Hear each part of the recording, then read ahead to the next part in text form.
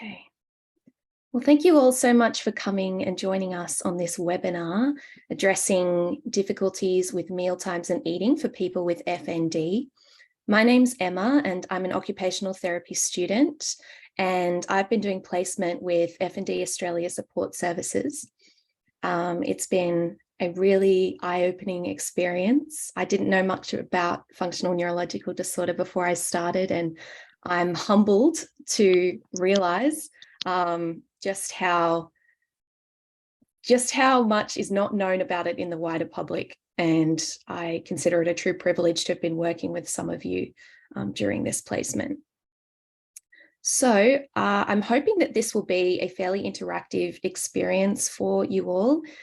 If you have any questions that you'd like to ask or any advice or tips that you have for specific areas within mealtimes and eating, I would love for you to share them, because you all are the ones with a lived experience with FND, or you know someone with FND. And so those tried and true tips are going to be the most valuable sources of information. Okay. So let's start by identifying why good nutrition is important for people with FND. So the first thing to consider is that inadequate caloric intake can make FND symptoms worse. What that means is if you're not getting sufficient energy into your system, your body can't have the energy to be fighting off things like fatigue, tremors, dizziness, disorientation. Inadequate energy intake can make all of those things worse. In addition, having inadequate intake of specific nutrients can also exacerbate particular neurological symptoms.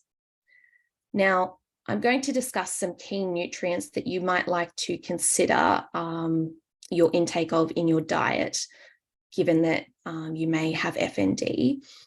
I will note that there have been some anecdotes that supplementing with particular nutrients has been helpful in reducing people's symptoms of FND. However, there is very little actual evidence or research supporting these claims. And so if you're considering supplementing with any of the following nutrients, I strongly recommend that you see your doctor and get an actual blood test to check if you are deficient in any of these nutrients. You don't want to be starting supplements without first consulting a doctor, because some of these nutrients can actually be harmful if they're taken in high amounts. So you should definitely consult your doctor or dietitian before supplementing with anything. Now, the first one is B12. B12 is very important for myelination of nerves. Now, myelin is the sort of insulation covering that is around some of our nerves, and it helps the signals to transmit faster. So it's very important for that. It's also helpful for red blood cell creation, as well as DNA synthesis. Now, what's important about B12 is that it's only found in foods of animal origin, such as meat, fish, dairy, and eggs. That means that if you follow a primarily plant-based diet, you should definitely be supplementing with B12, because you won't be getting sufficient amounts of that from just foods of plant origin. Next is magnesium. This is particularly, there's been a lot of anecdotal evidence around people supplementing with magnesium for FND. It has a lot of roles in the neurological system, such as promoting optimal nerve transmission, as well as coordinating the contractions between muscles. Magnesium is found in a broad range of foods, including leafy greens, legumes, nuts and seeds, and whole grains. Next, we have iron. Iron plays an important role in transporting oxygen throughout the blood. So what that means is it takes the oxygen from your lungs and it transports it through the bloodstream to your organs and tissues and muscles. You probably know that iron is found in red meat, but it's also found in other foods, particularly leafy greens, as well as fortified grains and cereals. Finally, omega-3 is a key nutrient in cognitive health. It's helpful for memory and blood flow in the brain. It's found in fatty fish and fish oils, It's found in walnuts, flax seeds, chia seeds, and also in algae-based supplements as well. Now, what's important to note here is that if you get a new FND symptom, or a symptom that you think might be FND, it is essential that you get that checked out by your doctor, because there is a possibility that it could be caused by something other than FND. For example, if your fatigue is worsening, you might want to get your iron checked, because it's possible that iron deficiency might be causing your chronic fatigue rather than FND. So definitely worth getting every single new symptom that you get checked out. Okay. Now, for the rest of the presentation, I'm going to be discussing particular areas of mealtimes and eating that are difficult for people with FND. And the first is difficulty with interoception and or remembering to eat. So if you've never heard that word interoception before, what it means is having difficulty getting in touch with your body's messages and signals. So people with FND may experience difficulty realizing when they're hungry, or when they're thirsty, or when they're tired, or when they're hot or cold. They also might have difficulty with memory, which makes remembering to eat a challenge. You could go 10 hours and think, oh, I haven't eaten in that time, and not even be a big deal. You don't feel the hunger. So some suggestions for how to help with that are, firstly, focus on stimulating as many senses as possible in your kitchen. So things like filling the kitchen with enticing smells. So you might put on a delicious stew to cook, or a curry, or even heating it up in the microwave can help to fill your kitchen with that smell and hopefully wake up your appetite a little bit. You can choose foods that are brightly colored and serve them on a contrasting plate to bring visual stimulation. We as humans are wired to be drawn to visually appealing food that's colorful.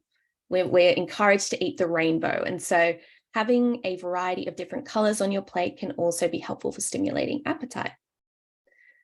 Then you can also include a range of different textures on your plate, giving your taste buds and your mouth muscles the experience of chewing and feeling softer foods, and having a range of different sensory experiences can be really helpful for making food seem more appetizing for you. You can also leave out snacks on your bench that are easily seen, easy to eat, and don't require much preparation. So having food that's freely available on your bench, such as dried fruit or nuts, something that you can just grab and go that doesn't require any preparation, is helpful, because if you can see it there, if it's in your line of sight, you're more likely to have an interest in eating it, if that makes sense. If you have difficulty remembering to eat, it can be really helpful to maintain a regular routine for your meals and to consider using a mealtime reminder app, something like Eatwise, or even just setting alarms on your phone. What this does is it creates a sense of routine that you don't have to remember, your phone will tell you, so that you can get used to eating regular meals throughout the day so your body doesn't get into too hungry a state, essentially. Now, has anyone had any particular experience with this, or has any tips or advice for how they help remember to eat? Yeah, Natasha, do you want to share? You're still on mute.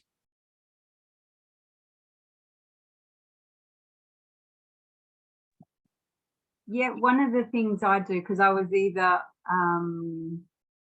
I'd forget what I'd eaten, even if I knew I had eaten. So I ruled up a book, and now every time I eat something, I write it in the book, and I've got a 1, 2, 3 for each day, and so that way I know I've eaten 3 meals a day, and I can keep a record of that for the long term as well. Wow, that's great. That's so organized of you. It's management more than anything. It's how to cope. Yeah, I love that, because that way you've got that long-term record that you can also be showing to your doctor or dietitian, so that they can know what your intake has been like and compare that with with what your symptoms are and things like that? I take the book with me to the dietitian, and she can tell me whether I need more protein or more vegetables, or and along with that, I also take my blood results so that she can compare and help me navigate that without me having to overthink it, and do the best I can. That's fantastic. What a good idea. Anyone else?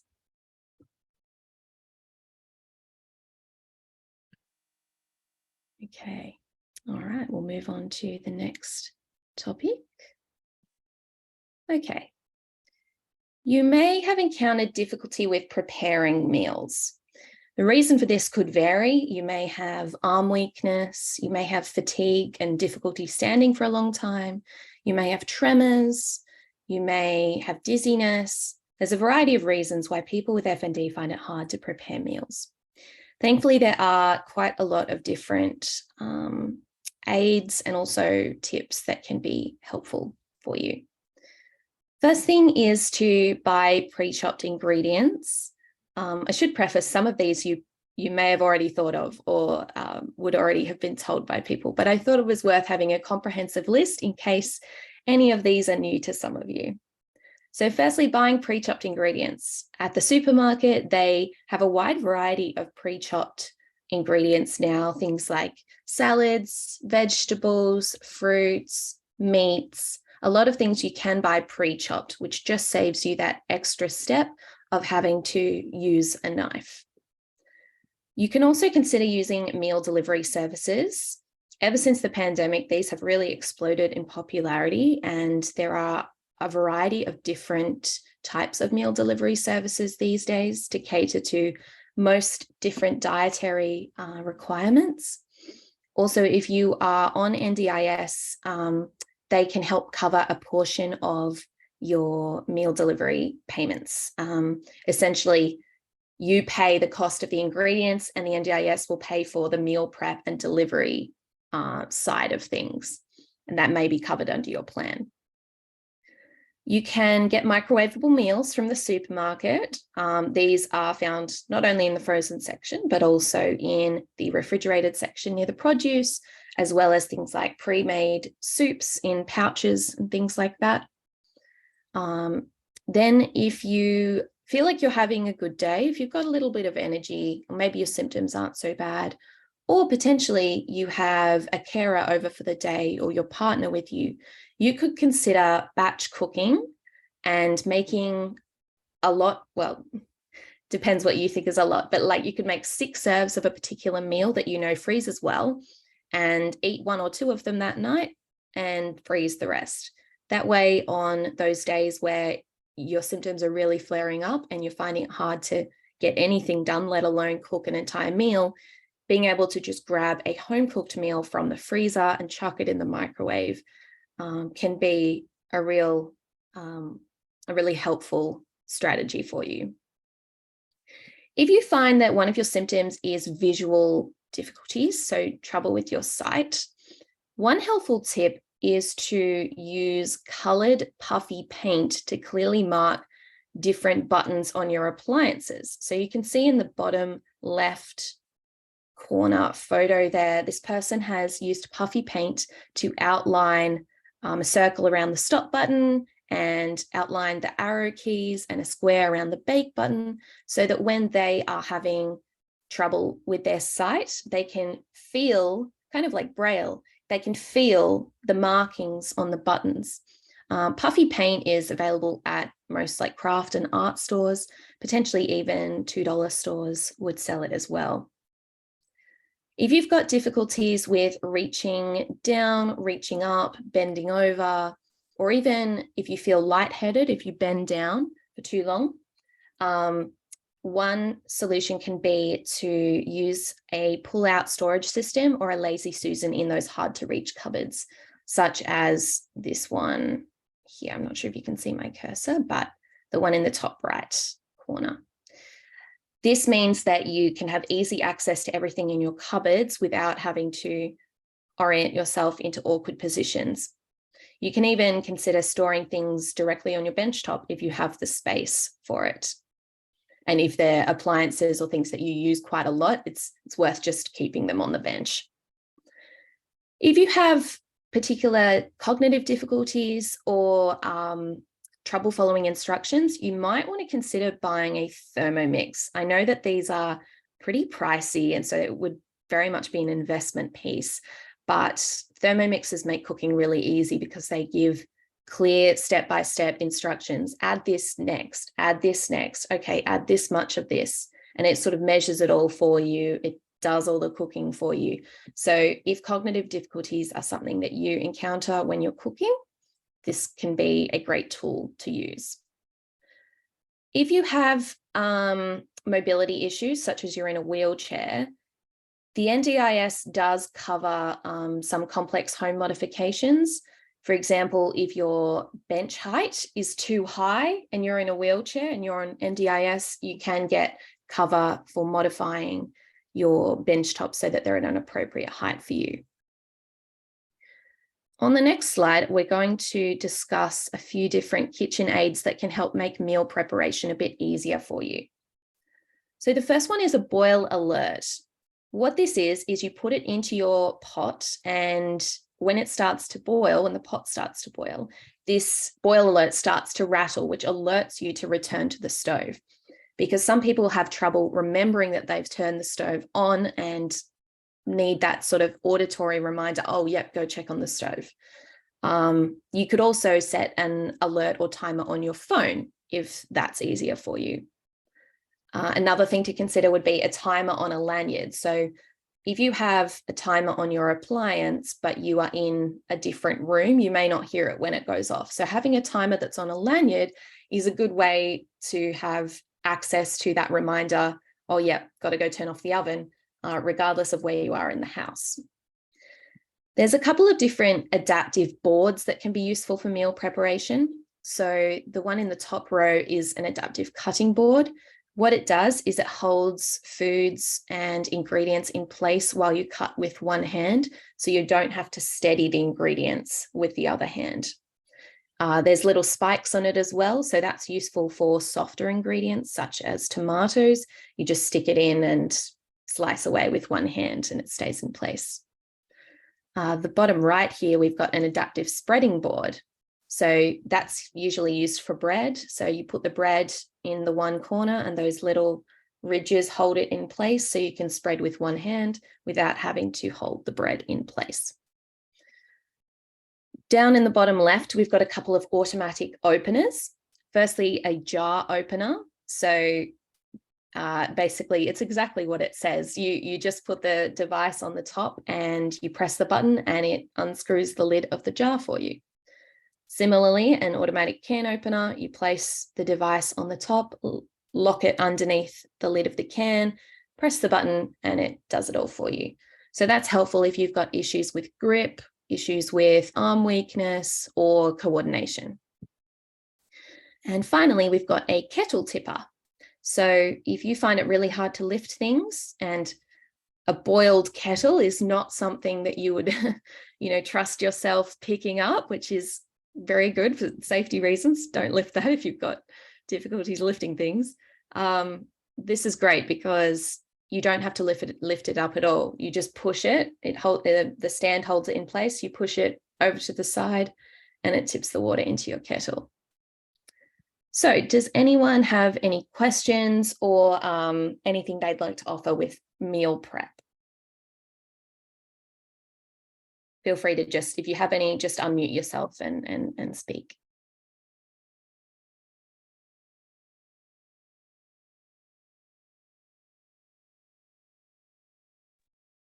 Okay, we will move on. All right. So just like with meal prep, a lot of people with FND find it hard to hold utensils and use utensils to eat. Many causes for this, tremors, arm weakness, poor grip strength, poor fine motor control, lots of different reasons make it difficult for people to actually eat a meal. There are a few different tips that I can offer in terms of kitchen aids or eating aids, but one thing that you might want to try first is distraction. FND has been shown to be a condition where symptoms often improve with distraction.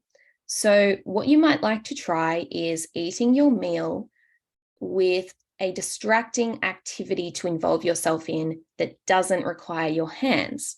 So for example, eating your meal in front of the television or eating a meal whilst listening to a podcast.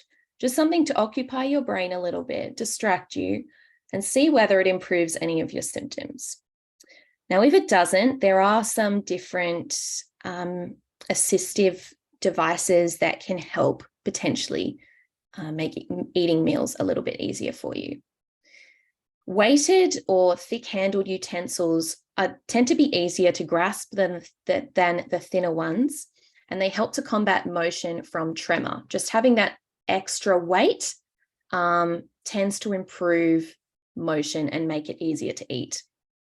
If you've already got existing utensils and you don't want to buy new ones, what you could consider doing is buying some foam tubing to put around those utensils.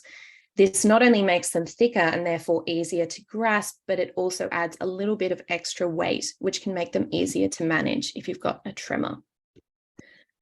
An offset spoon is helpful if you find that your food tends to fall off the spoon when you try and turn it towards your mouth. So the way that this works is you hold on to the grip and scoop up your food, and you don't then have to turn the spoon to get the food into your mouth. It's already at the correct angle. So that can be helpful. You can also use some anti-slip silicone handles. You just slip these onto your utensils and you put your hand through it. What this does is it reduces the need for grip strength when you're holding your utensils. And it also means that if you release your grip, the utensil isn't going to drop. Just seeing we've got something in the chat. We can provide the notes. Yes. Yeah, people yes. are after the handout. So we'll provide handout and notes afterwards to people who've signed up. Yep, I will be sending through the slides as well as a Word document handout for everyone. So no worries at all. Okay, on to some more utensils for eating. A really innovative one that I will note is quite pricey. I think it's a few $100s, but it really does work, is the Guyano anti-tremor spoon. So what it is it's got this electronic base or handle that you then clip in your spoon top or your fork top into, and it basically absorbs the motion from a tremor. So if your hand is shaking, it absorbs the motion to keep the actual spoon still. What this means is obviously a lot less food is going to be falling off the spoon and onto your plate, and it'll be easier to get to your mouth. There's also the Eli spoon. This one it uses a counterbalancing system so that regardless of how much you turn your spoon as you're lifting it to your mouth, so even if it's at odd angles or you accidentally tip it over a bit, it keeps the spoon part flat so that the food stays on your spoon. I think that one's about $100. But things like these particular aids, you can potentially get covered by the NDIS if you have NDIS cover. So yeah, it depends on the stipulations of your particular cover, but these things might be able to be covered by the NDIS for you. If you find that you have a lot of food coming off of your fork or spoon as you lift it to your mouth, you might want to consider a meal lifter. This is just a fairly simple sort of stool contraption for your plate to sit on, and it simply reduces the distance between your plate and your mouth, which means that there's less opportunity for food to fall off. If you don't want to buy something specially for that, you can just use your own, like a box or a stack of books or something like that. To make it easier for yourself to get food onto your spoon or your fork, you could consider a couple of these scooping options on the right. The top one is a scooper plate. So it has that walled edging around it, which means that you can scoop food onto your spoon with one hand. You just push it against the edge of the plate and it gets it onto your spoon. It also has a nice suction base, which means that the plate you can't push the plate off of the table. If you want to just use your existing plates, you could consider buying one of these plate surrounds. This just clips onto your plate and provides a barrier around the plate to prevent food from falling off, and also to give you assistance with getting food onto your spoon or fork. Does anyone have any tips for eating that they have tried or they really have found useful, or if anyone has any questions?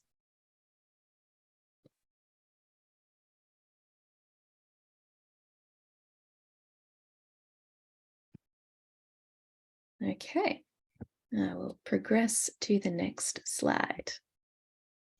All right, something that some people with FND do struggle with is swallowing and coordinating those muscles that are involved in swallowing. I will say right off the bat that the best person to address these difficulties for you is a speech pathologist.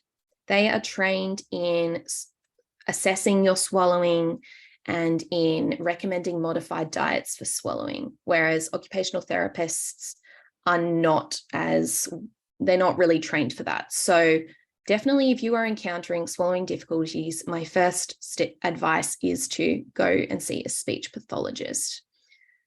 That being said, I can offer a couple of suggestions if you are having difficulty with swallowing.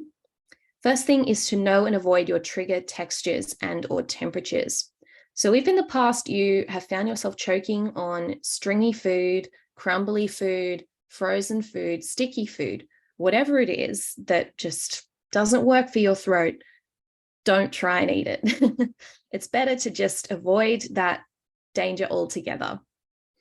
You could try distracting yourself during a meal. So just like I said with eating, how distraction can help make potentially tremors a bit better or weakness a bit better.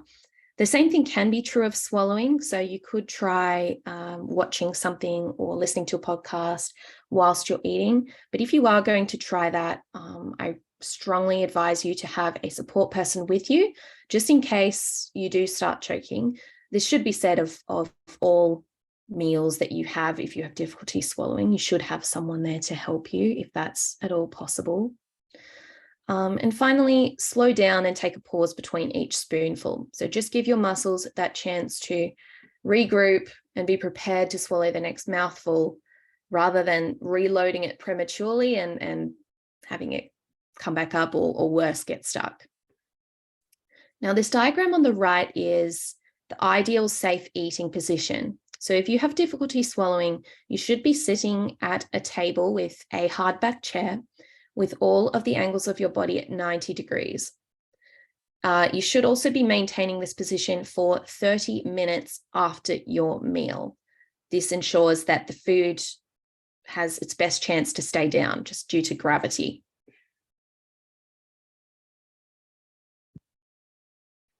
Just going back to the other one, one more thing around swallowing is if people have seizures, just be very careful around the risk of seizures while you're eating, because people can choke and aspirate on food when they have seizures. So it is important that people are not choking on their food when they have a seizure, and having a support person there and making sure that food's not getting stuck in their throat when they have seizures. Yeah, that's a very good point. If you've got seizures, it is key to have that person there who can help remove food from your mouth. Yeah, because often when people have seizures, it stops the swallowing reflex, so you can't swallow. So there are definitely some people that have to have the food taken out of their mouth if they happen to have a seizure while they're eating. That's a great point, Kate. Thank you. Does anyone have any questions around the swallowing side of things, or anything they've tried that's worked for them? Yeah, hi Emma. It's Damien. Hi, Damien. Good to see you. It's been a few weeks since we've touched base. Good to see you again. In my early part of my FND journey, I spoke to a speech pathologist in Townsville about I constantly have choking and swallowing issues, more so when I probably first start eating a meal. For some reason, one of the pipes where the food's supposed to go down doesn't open. And so what I worked out that was beneficial for me was I would take, like if I'm having a drink, I'd take a small sip, and that would prepare me for having more liquid coming down. And the other thing is around between the mouthfuls, to alternate between having food and then having some liquid, and that just helps to prevent the choking. Well, that works for me, might not work for others. That's some great advice, especially taking like a small mouthful before trying to take a larger one, sort of preparing your swallowing muscles for that. That's great. Thank you. Rachel says, it's not always possible to sit up at a table if your body or muscles can't do that. Often have to raise your legs. So it's a lounge or bed sitting up if you can't manage the table and chair. Yeah, absolutely. Fully understand that it's not always going to be possible to sit in that perfect position at a table. And it sounds like you're doing the best you can to get as much of your body upright as possible to try and assist with swallowing. So thanks for saying that, Rachel. And the other big one is the textures. So your speech pathologist can sort of work with you around what textures are going to be good for you to swallow. And then, of course, having a sensory profile from an OT and looking at what textures are, if people will respond to different textures. Some people like the crunchy side of things. Other people will like the really soft, smooth food like your yogurts that will glide down a lot easier. Yeah, absolutely. Having a sensory profile done could be really helpful for you. Okay. Now, let's say that for any of the reasons that we've already discussed, you're having just trouble getting enough nutrients in or calories in general. If this is the case, it becomes about getting the most bang for your buck nutritionally. This means trying to eat things that are going to fuel your body and get as many nutrients as possible into you in a small package or an easily managed package. So there are some different ways that you can achieve this. The first is to consider making a really nutrient-rich and ingredient-packed smoothie that you can pour into several cups and store in the fridge to sip on throughout the day. Smoothies are a fantastic way of getting all sorts of different foods into one easy-to-consume drink. And because you can put them in cups with a lid on them, they're not likely to spill. And they're just easy to drink and sip on throughout the day whenever you feel like you can get some nutrients in, when you feel like you're able to eat or drink. You can see in this picture, make a Ziploc bag of the different frozen ingredients that you want to put in your smoothie and make a whole batch of them, a whole batch of Ziploc bags filled with frozen fruits, frozen spinach, nuts, seeds, protein powders, whatever you like. And that way, in the morning when you want to make the smoothie, you get your Ziploc bag out of the freezer, empty it into the blender along with some milk or yogurt or whatever your liquid of choice is, and then you blend it up. So if you have a day where you feel up to doing that, or you have a person around that can assist you with that, it can be a great way of just reducing the work even more so that it's as simple as possible for you to do. You should also try focusing on nutrient and calorie dense foods. So things like nuts, dried fruit, avocado, oily fish, full fat dairy, muesli bars, snack bars, those sorts of things. Trying to get as many nutrients in each mouthful as you can. And by focusing on those really dense, nutrient dense foods, it's a great way to do that. Supplement drinks are a good option if you really feel like you can't handle normal food and you need a decent amount of calories and nutrients in a liquid form. So these come in, there's a variety of different companies and brands that make these drinks.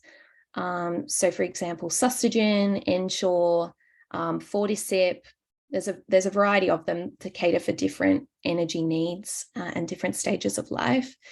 They come in different forms as well. So you can see in the left picture, Sustagen poppers. So they're really easy. They're ready-made. They don't even need to be refrigerated. You just put the store in them and drink. There's also the powdered forms that come in this tin, like the Ensure over here, that you just mix with water or milk. And they're a great way to get in a lot of calories in a fairly compact nutrient punch. Then if you are struggling to get a specific type of vitamin or mineral or nutrient in, you can consider supplementing with a multivitamin or with specific vitamins.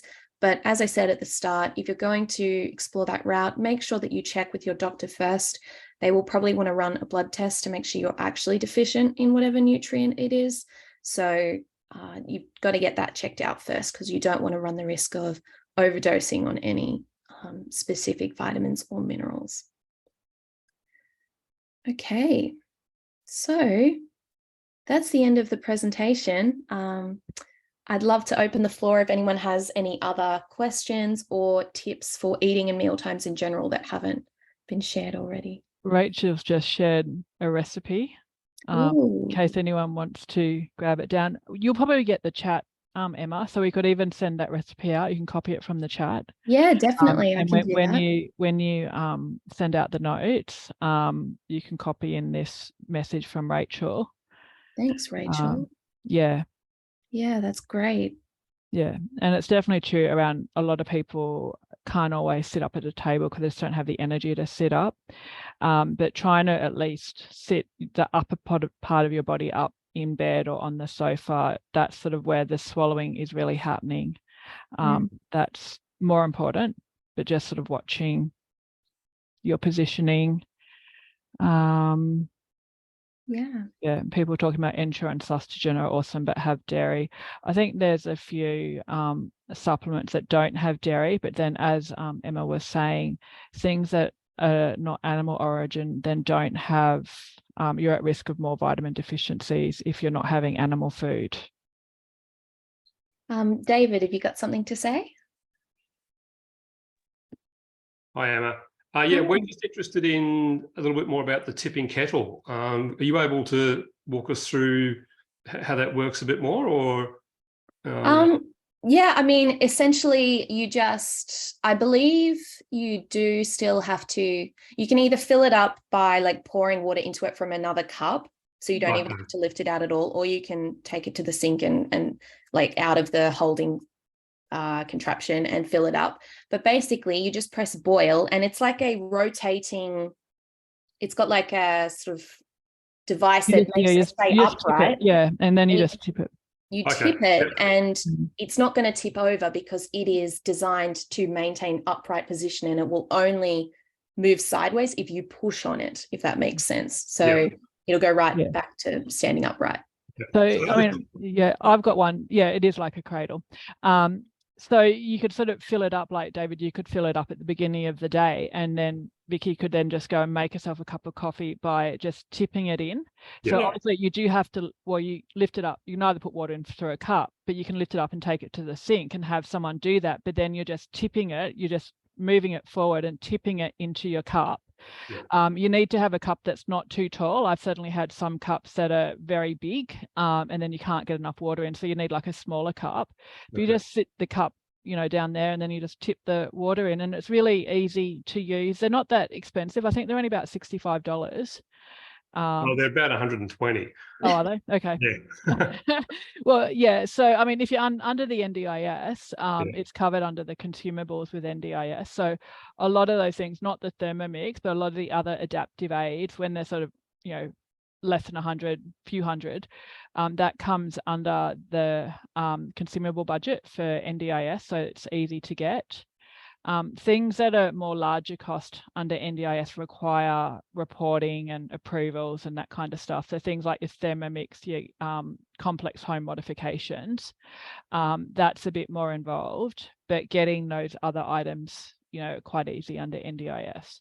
Okay. But the tipping kettle is definitely a good one. It really is. With mostly the filling of it that I was just curious about, because at the minute Vic has trouble just, with the standard kettle, just it's unbalanced. Yeah. So, even just filling it from tap is difficult. Yeah. So this one could be filled from a jug or any other vessel. Yeah, it could be. Or by taking it actually sits in a cradle, does it? That you can take Could I, oh, I don't have, but like a water bottle like this? Yeah, you could actually use that. Yep, absolutely. Okay. Yeah, absolutely. You can use any means like that to fill it up. Okay. Like David could fill it up at the beginning of the day, and you can top it up with water from a water bottle or from a jug. Okay. Yeah, absolutely. Thank you. Thanks, David. Anyone else got anything they'd like to add or any other questions?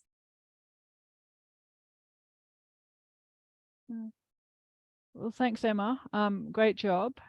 Thanks, Kate. So I think it is really important because nutrient deficiencies can impact on our symptoms.